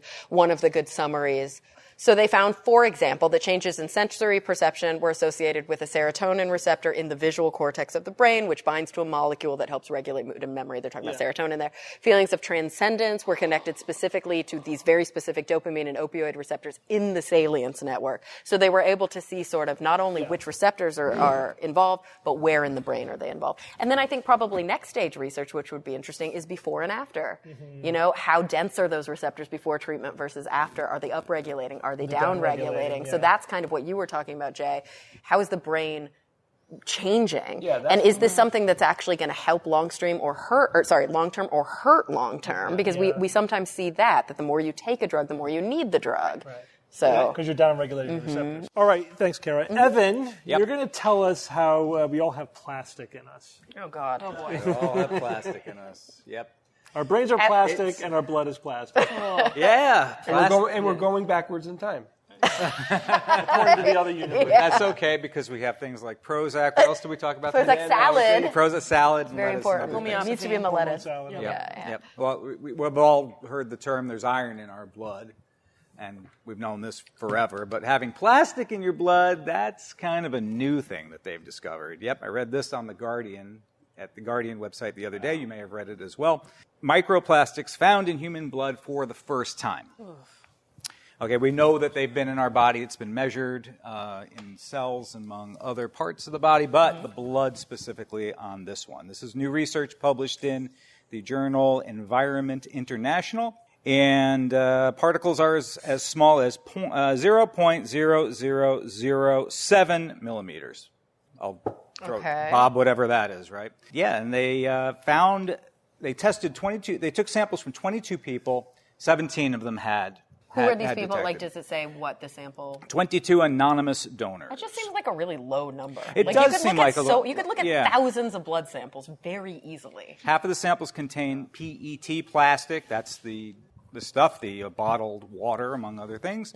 A third of them contain polystyrene, which is packaging in food and other products. And a quarter of the blood samples. Wait, you're not supposed to eat those? I know, they taste so good. Polystyrene is styrofoam? Basically styrofoam. Yep. And polyethylene, which is bags and the shopping bags and things. And antifreeze. No, that's polyethylene glycol, right? Yeah. Okay. Yeah. So to your point, though, yes, it's a small study. Now you've got two different groups of scientists here who are saying two different things here. For example, Dr. Faye Cochero, an expert in environmental pollution at the University of Portsmouth, said it was impossible to extrapolate the findings of such a small study to the entire population. But then you have other scientists who are saying that it's actually robust because of this particular study in which the researchers went to great lengths to exclude the possibility of contamination of the blood sample. So these 22 people didn't all live under a plastics factory? Apparently not, right. That's good. Right, yep. And you can't really make a lot of conclusions about distribution or risk factor, whatever. Right. Just that some people have plastic in their blood. That's it. And the ultimate question is, what is it doing? What's the negative impact? Is it having a negative impact on us? And the jury's still out on that because they're just really, really scratching the surface on this. Because we also pass these plastics at the same time. They get filtered out. We poop them out, and so they do leave our body. So how much tolerance does the human body have, or the human bloodstream, frankly, have to handle these amounts of microplastics? So these were, and that's the interesting thing too, because they were looking at free-floating particles in the blood. Yes. So we have no idea if they're bound up anywhere in our body either. Right. Yeah. They also made note of the irregularity of the shapes of the plastics, and they said that definitely has an impact. When they were doing the studies in laboratories and those kinds of controlled environments, they make these spherical microplastics, which apparently may skew the results because it doesn't have as many perhaps negative effects as these irregularly shaped ones. That makes sense. They probably have affinity in all sorts of weird places in your body. They stick to shit. Yep. Evan, the list that you gave, like shopping bag plastic and like packaged stuff, like how the hell is that stuff getting into our bloodstream? It's not being packaged with our food. No, it breaks down in the environment. Right. Right, and then so there's microplastics everywhere. It gets into plants, it gets into animals, and we eat those. Yeah, but it also is in water bottles. We're drinking straight out of them. Food packaging, we eat straight out of it, and it does leach into the food. We have got to stop using plastic. I know. How much more do we have to realizing find that, I out? think. It's literally coursing through our goddamn veins, and it's time. Can we just shift Yeah, away from plastic? but to be fair, the dose makes the poison. What we do not know is if at these doses there's any physiological effect. But you said it. We don't know. We don't know. It could be bad, right? And it's Well, not but it needs just to be studied. plastic. I mean, that's the thing, too. I think, do you guys remember there's a Hallmark study that showed something like, I might be an order of magnitude off here. It might be 500, it might be 5,000. Chemicals that did not exist before 1950 that are found in our blood now. This is, there are so many things that have been synthesized by us, whether it's paint or dyes or plastic packaging or Teflon. There's a documentary about Teflon. I don't know if you guys saw this. Fascinating. They could not find a control to test the blood against because everyone on the planet had Teflon in the blood. They had to look at old blood samples that had been frozen before Teflon had been invented. And good luck going to some of the more remote areas of the planet because they're finding the plastics in those animals as well. That's where most of the plastic is, sadly, because of the ocean currents, we're seeing really pristine beaches that are just devastated, and they don't have a means to get rid of the plastic. Well, mountaintops and the Marianas Trench. I mean, it's everywhere. And there are these remote villages in these small archipelagos where they're burning plastic trash for fuel, and it's because they have it and they have to, and it's really devastating. And Jay, it is not slowing down. In fact, it's increasing. 2040, we will have twice as many plastics produced in that year than we are producing right now. 2 times. Yeah, unless we do something. So we're going in the total wrong direction. It's like global warming. Everybody's talking about it, and no one's doing. Not much is happening. Yeah. But that's the thing too. It has to be people, right? And like you said, Steve, we have no idea. This may have no negative consequences. We may be very good at just filtering this out, or it just doesn't. It's biologically inactive for us. But we do know it has negative consequences for so much wildlife. Wildlife is choking to death all over the oceans on plastic. On macroplastics. Yeah, on macro and microplastics. It looks like. It's not sustainable, is the bottom line. No. You can't.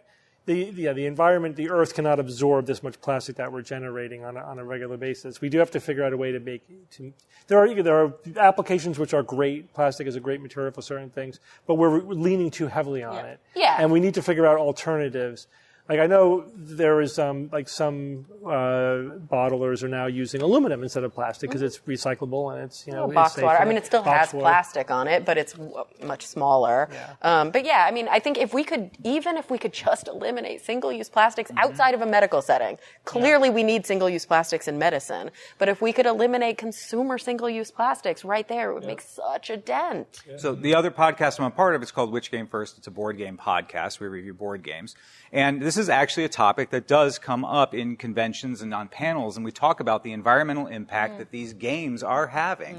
And companies are obviously very aware of it. Just these plastic wrappers that these things come in, and people throw them away. So they're moving away from those kinds of materials and things overall. The entire industry as a whole is definitely moving in a much environmentally friendlier direction. We're very happy to see that. For things like that, it's totally gratuitous. Do I really need my Monopoly hotels in a little plastic bag? No, you don't. Right. 2 questions on this. One is, how depressed should we be that the pandemic, because Evan, you said, well, when people start dying, then we'll do something. But the pandemic, I've gotten stuck on this because the pandemic is good evidence to me that we're not necessarily going to do enough if people start dying. Right, like that. I remember seeing a meme that was like, apparently we need to come up with a better phrase than avoid it like a plague because people don't seem to avoid anything like a plague. And so climate change, microplastics, I don't know. And then my other question, and this is a sincere question, is Mars about to get filled with microplastics? Oh, we're going to pollute Mars. If it's at the tops of the ocean, tops of the mountains and the bottoms of the sea, then that whole planet is about to be in. We've already, because again, plastic is way lighter. Polluted Mars, already. Yeah. Oh, boy. And here we go. It's all right. inevitable. All right. Yeah. Well, everyone, we're going to take a quick break from our show to talk about our sponsor this week, Wondrium. Do a deep dive on something. Discover something that you haven't ever learned about. This is one of the joys of life. It's the kind of feeling that, you get addicted to. You want to experience it over and over again. And there's a way to do this. You could go to Wondrium. You could do exactly this thing as often as you want. Wondrium is the place for everyone who has ever wondered about anything. Wondrium lets you learn anything you want, any way you want. Stream videos and audio learning, get hands-on with interactive how-to guides, sit back and enjoy a documentary, and so much more. Absolutely. I am loving this course, The Mathematics of Games and Puzzles, from cards to Sudoku. And it's actually taught by one of our faves, Dr. Arthur T. Benjamin, a mathematician at Harvey Mudd College. And there are 12 lessons here, everything from, games of chance, how to optimize your blackjack game, how to card count, different strategies of bluffing, practical poker probabilities, even learning how to own at backgammon. I love backgammon. Let curiosity get the best of you. Get a special free 22-day trial offer when you sign up at Wondrium.com/skeptics. Again, that's WONDRIUM.com/skeptics. All right, guys, let's get back to the show. All right, guys, let's go on with science or fiction. It's time for science or fiction.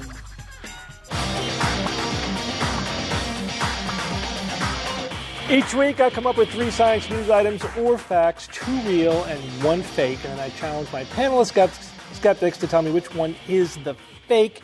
There's a theme this week, a political theme, actually. Andrew. This is things you didn't know about the ancillary skills of U.S. presidents. Political scientists are all over this. Yeah. So here we go. Item number 1. President Nixon was an accomplished musician who could play the piano, clarinet, violin, accordion, and saxophone. Item number 2. President Lincoln was a champion wrestler, being almost undefeated and holding a regional title for several years. In 1992, he was inducted into the Wrestling Hall of Fame. And item number 3. Thomas Jefferson invented the swivel chair, inspired by the long hours spent in drafting the Declaration of Independence. Dude, they all sound so ridiculous. Yeah. We'll just go right down, starting with Andrea. Andrea, go first. So I think the fiction one is the President Lincoln one. And the reason I think that that's fake is that he was a champion wrestler and inducted to the Wrestling Hall of Fame. Because in 1992, my brother was interested in wrestling. And I feel like I would have heard. He's also very into history. I feel like I would have heard if Lincoln was inducted into the Hall of Fame. So I would have heard it argument. Yeah, it's a common argument, honestly. Yeah. All right, the Nixon one, I cannot get a mental image in my head of Nixon playing the saxophone, so that clearly didn't happen. But Now I have it in my head. I don't like But the other two, I have no Alto or idea. So I'm tenor? going to go with Lincoln. All right. GWA. I know. So Lincoln, it says here he played the piano, the clarinet, the violin, the accordion. The accordion. Nixon. President Nixon. Yeah. How? When did he do this? After he stopped being president? He didn't seem like a very dexterous type of person to me either, so I just can't see him like the accordion. Could you imagine? So stupid. All right, Lincoln wrestling, that is just as weird. He seemed kind of rangy and strong. Lanky? Top hat. I wanted. I don't know. He just didn't seem very, very muscular He was to a me. zombie fighter, right? Did you see that movie? Oh, He yeah. killed zombies, man. He's ripped. Thomas Jefferson inventing the swivel chair, if he didn't do it, I won't believe it. I'm sure he invented the swivel chair. I don't know. I got to go with Nixon here. There's just no way that guy played the accordion. It's such a jolly instrument. I know, Yeah. right? Really hard to picture. And it's not just, it's piano. It's for me, it's like the piano and the clarinet and the violin. Like, oh, Nixon. Like, I don't want him to be cool in any way. Like, I don't want him to have played any instrument. So I hope that one's not true, but I'm going to say it's probably true. Damn it. I want to think that Lincoln was a wrestler because that's just so weird and I love it. So the one that got me right at the beginning was the swivel chair. I don't know. It's ridiculous because he spent so many long hours drafting the Declaration. I'm going to say that's a fiction. At least we won't have swept Steve. Okay. Okay, Nixon. My understanding is he's been portrayed. I've seen portrayals of Nixon playing the piano in several movies. I don't recall any of these other instruments being played, but apparently he was, to some level, had some knowledge of music. So I have a feeling that one's right. The Lincoln one about it being a championship wrestler. Was he a wrestler or a boxer? I seem to recall, those old, old-timey boxing photos where you have your fists up in front of you, Pugilist. Fisticuffs. Yeah, something like that. But that could have been wrestling, but inducted into the Wrestling Hall of Fame. So I guess if there's an amateur one, there isn't really a professional wrestling like the Stone Cold Steve Austin stuff. That's a whole other thing. So the Lincoln one's not really sitting well with me. The Thomas Jefferson one about the swivel chair, that one I believe is true. Huh. He invented lots of different things, and also that has also been portrayed in other movies as well and shows. So I'll say the Lincoln one's fiction. Okay, so we got 3 for Lincoln, and then Jay said Nixon and Kara Jefferson. Yeah. So we're going to poll the audience, see what you guys think, see who was more influential up here. We're going to do the single clap. We're going to practice when I get here. You clap a single time. Ready? Good. This audience So is just if so you good. think that the Nixon playing all those instruments is the fiction, clap. If you think that Lincoln being a wrestler is the fiction, clap. And if you think that Thomas Jefferson invented the swivel chair is the fiction, clap. So pretty even, but a little bit, pretty much following the panel. Edge to Lincoln, I think. Yeah, but the other two had a solid representation. So let's take these in order. Number 1, President Nixon was an accomplished musician who could play the piano, clarinet, violin, accordion, and saxophone. Jay, you think this one is the fiction. A lot of the audience thinks this one is the fiction. And this one is science. Yes. Wow. So, yes, Nixon was famous for playing the piano. You are correct, Evan. This is pretty much common knowledge, although it may have faded from memory by now. But not many people realize he was an accomplished musician in general and could play various instruments. Lame. Yeah. Good for him, I guess. Wait. New favorite president. Let's go. Yeah. I really don't like that guy. It does seem incongruous, but I know. people are multifaceted. That's We all right. contain There's multitudes. all sorts of dimensions. We're looking at Bummer. him from one dimension, from the history of like That the is right. the that- dimension he will always be. The in dimension my of modern mind. democracy. If we just opened our eyes. All right, let's go to number 2. President Lincoln was a champion wrestler, being almost undefeated and holding a regional title for several years. In 1992, he was inducted into the Wrestling Hall of Fame. That one Say it. is the fiction. Now, but that is a common myth. Really? I didn't make that up. A common myth. There are even memes on the internet of Lincoln with a wrestling belt, and it was totally made up. What's true is that Lincoln was a wrestler. I mean, he was a hardy woods, Western or frontiersman, right? He was famously, a very, very tough and rugged individual. He had a lot of different jobs. He was a bartender for a while, a river, worker for a while. Riverman.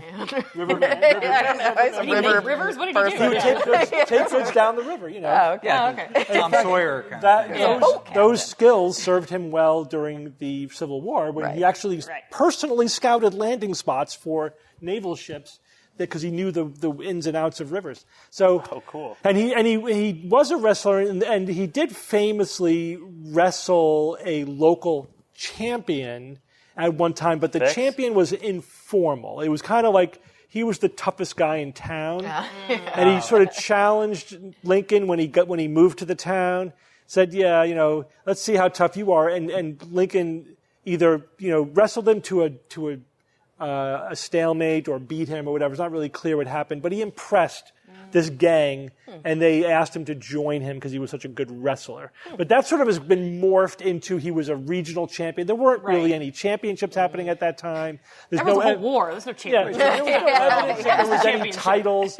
And the Wrestling Hall of Fame didn't induct him into the Hall of Fame. They gave him an award for being a badass or whatever. Yeah, because when you say wrestle, you're not talking about formal gym wrestling, right? Wrestling. It was exhibitions. I think if you had said wrestling, I feel like a whole different path. Yeah. The guy who wrestles the bear. That kind of But so it's not legitimately wrestling.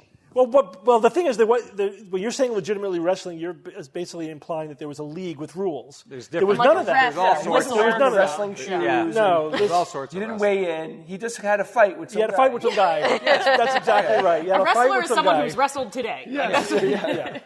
So Could you play the accordion? There's a little bit of truth to this, but it's evolved into this mythology. Right. Okay. Turned out to be Stephen Douglas. All right. All this means that Thomas Jefferson invented the swivel chair inspired by the long hours spent in drafting the Declaration of Independence is science. I agree with you, Clara. Sounds so ludicrous. It sounds apocryphal. It sounds too good a story to be true. Really? That Declaration of Independence. But every source tells that this is a pretty well-known story. It's definitely well vetted. He wrote about it at the time. He clearly invented the swivel chair. I just can't believe it took that long for someone to. Well, so he took a chairs for a lot longer than specific kind of chair. Yeah. He swiveled it. And he had basically detached the top from the bottom, and he took some rollers from drapes or something, and he repurposed them. So you basically had two circle plates that would swivel on top of each other, and it gave him more mobility when he was at his desk. I just can't believe it took There's until no way. then. So this is what this means. It was engineering, Thomas Jefferson spun it around and was like, There's no way that didn't happen. Oh, for sure that happened. I also feel like he should have, the swivel chair is not what probably made sitting so bad. It's like the sitting. He should have just stood up. Walk around, take a lap, Jefferson. Do you think he was the first one to do that conservation of momentum trick where you spin with your legs out and when you pull them in, you go faster? I think yes, sure he was the did. first Probably. one to do that. Probably. Awesome. That's pretty But cool. especially Foundation to figure skating. the office chair, right? You're sitting at a desk for a long time. You need to be able to get from one side of the desk to the other, and we probably take it for granted because we all have swivel chairs now, right? Have you ever worked at a desk in a non-swivel chair? It's kind of restrictive. I don't have a swivel chair right now. What is this? Yeah. How long have you had this iPad? 4 years. And you use it pretty regularly. Yeah. His what do you call it? Weather is still set to Cupertino. Oh. You've never updated your weather app on your iPad. Maybe he wants to know what's going on in Cupertino. So they default everything to Cupertino when you first buy it. That's really funny. You've never needed to see the weather on your iPad. I use my phone for weather. That makes I don't sense. use my iPad for weather. Steve can't get distracted by the weather. No, come on. Evan, give us a quote. All right. New York City related quote. Bear with me.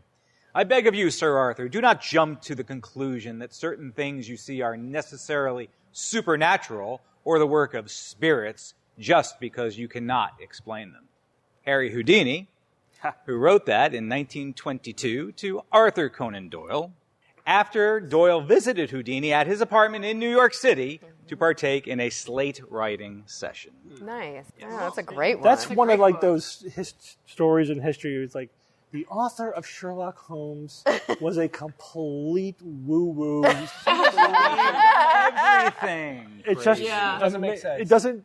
Something it wrong doesn't, there. but it also really does. Yeah, exactly. Fairies and oh my gosh. Yeah, the theory. This is I'm going down another rabbit hole, but the theory I read about that is that Arthur Conan Doyle didn't like the Sherlock Holmes character. and he was actually a caricature of the hyper-rationalist person. Wow. And then he became a hero to so many people. And he didn't like the fact that Holmes was like, you're not supposed to like him. I don't like this character. So he killed him off. That's why he killed him off. And then there was so much outrage, he had to like bring him back with this total retcon. And that was even before Benedict Cumberbatch was born. That's true. Absolutely. All right. Well, Andrea, thanks for joining us. Thank you all for joining me as usual. Again, thank you guys in the audience. It's been a lot of fun. And until next week, this is your Skeptic's Guide to the Universe.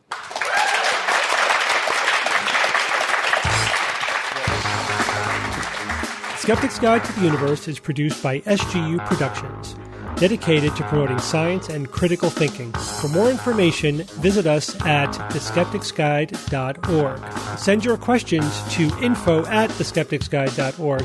And if you would like to support the show and all the work that we do, go to patreon.com/skepticsguide and consider becoming a patron and becoming part of the SGU community. Our listeners and supporters are what make SGU possible.